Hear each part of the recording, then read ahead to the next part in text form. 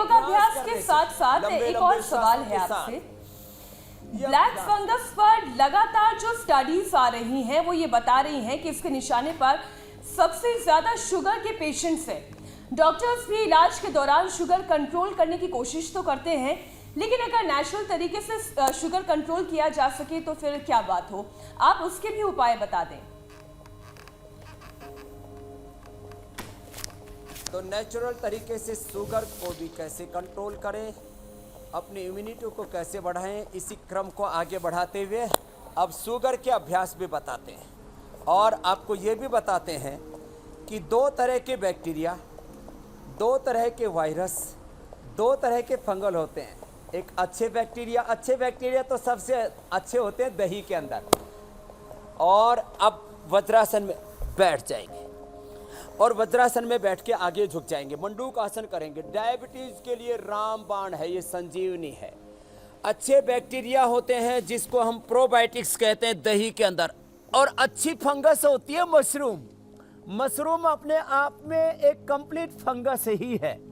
और अच्छा वायरस होता है बैक्टीरियोफाज, जो गंगा जी के पानी में होता है। कुछ लोग गंगा को बदनाम करने लगे हैं, कुछ हिंदुत्व को, कुछ इस्लाम को, कुछ अलग अलग हमारी परंपराओं आस्थाओं को बदनाम करने में लगे। मंडूक आसन, ऐसे मुट्ठियां लगा करके। कुछ लोग हिंदू विरोधी, कुछ लोग इस्लाम विरोधी, कुछ लोग धर्म विरोधी, सनातन विरोधी। मंडूक आसन दो तरह से किया जाता है। हम आज ये बताना चाहते हैं कि गंगा जी में बैक्टीरियोफाज जो अलग अलग प्रकार के बैक्टीरिया वायरस को खत्म करते हैं। मशरूम में अच्छा फंगस और दही में अच्छा बैक्टीरिया होता है, तो अच्छी चीजें भी हैं। और ये बैक्टीरिया वायरस, ये फंगल चारों तरफ होता है। इसको कंट्रोल करने के लिए, इससे लड़ने के लिए आपकी ताकत चाहिए। और वो आपकी ताकत मिलेगी प्राणायाम से, सूर्य नमस्कार से। और ये जो आपको आज हमने जो है अलाबू बताया, जो बहुत ही जबरदस्त थेरापी है। इसके लिए हमने आपको जो है नस्य बताया। इसके लिए हमने आपको, अब तो खून पी लिया होगा भाई, अब निकालो उनको। अब ये खून पी लिया उसने, वो भी गंदा खून निकाल रहे हैं। ये शुद्धिकरण की प्रक्रिया। मंडूक आसन, ये शशकासन, योग मुद्रासन, पूरे 10-12 आसन आज बताएंगे। सारे डायबिटीज के पेशेंट नॉन डायबिटिक हो पाएंगे और वो हर प्रकार के बैक्टीरिया, वायरस और फंगस से, म्यूकोरमाइकोसिस से लड़ पाएंगे और जीत पाएंगे। म्यूकोरमाइकोसिस से अब किसी की आंखें नहीं जाएंगी वापस। योग मुद्रासन में बैठ जाते हैं।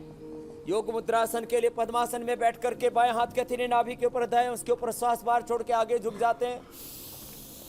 हमने 5 प्रकार के बैक्टीरिया, 25 प्रकार के वायरस और अलग अलग प्रकार के फंगस के ऊपर यज्ञ का भी प्रयोग किया।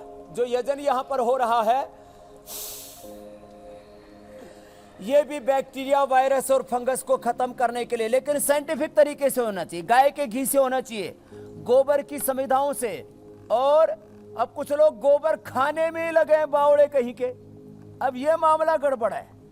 देखो ये मैं गोबर खाने के लिए नहीं होता। गोबर गणेश श्वास बाहर छोड़ करके आगे झुक जाते हैं, थोड़ी जमीन पर टिका देते हैं और इसमें कपालभाति कराते हैं।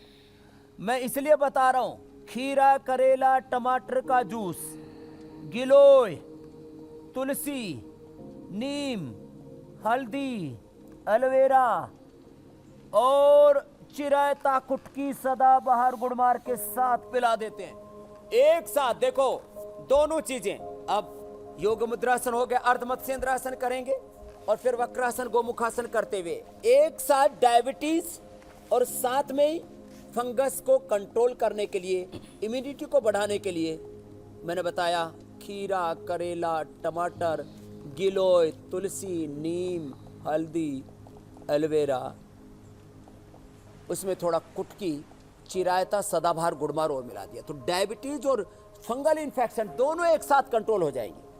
अभी वैसे पूरे डेटा के साथ में 10 दिन के अंदर अंदर हमारे डॉक्टर रघुनाथ वार्षिक को, जो हमारे PRI के हेड है, उनको हमने इस काम में लगा दिया है। जो ऐसे पूरा ना पकड़ पाए तो ऐसे घुटने तक ही ले आए, ऐसे ही कर लो। और जो ऐसे भी ना कर पाए तो वह ऐसे ये वक्रासन कर लें।